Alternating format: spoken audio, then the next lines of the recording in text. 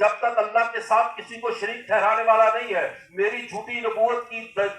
جو ہے وہ بیل منڈے نہیں چڑھے گی، میرا کام نہیں چلے گا۔ اس لیے ہر بے دین کوشش کرتا ہے پہلے کسی نہ کسی طرح شرک جلی یا شرک خفی، اعلانیہ یا خفیہ، کسی نہ کسی طریقے سے اس کو شرک کی راہ پہ لایا جائے۔ جیسے ایک مثال عرض کرتا ہوں، مرزا غلام احمد قادیانی بدبخت کو ہی لیجئے، ہمارے سامنے اس کا ایک دعویٰ ہے، قوم کو ایک دعویٰ بتلایا جاتا ہے کہ اس نے ختم نبوت کا انکار کیا ہے، اس نے محمد عربی کے بعد دعوی نبوت کیا ہے، لیکن یہ بات کی ہے، ذرا اس سے پہلے تو دیکھو، اس نے پہلے سارے قادیانیوں کو مشرک بنایا ہے، سب سے پہلے ان کی رگوں میں شرک کے انجیکشن لگائے ہیں، سب سے پہلے ان کے خون کے ساتھ شرک کے زہر کو گردش کروائی ہے، تب جا کر یہ قادیانی امت بنی ہے۔ ورنہ کیسے ہو سکتا ہے کہ جس آدمی میں رائی کے دانے برابر بھی عقل و شعور ہو، وہ محمد عربی سے بغاوت کرے، محمد عربی کو چھوڑ کر کسی اور دجال کے پیچھے چلے؟ تب تک نہیں جاتا جب تک اللہ کی نظر سے نہ گرے، جب تک صحابہ کی،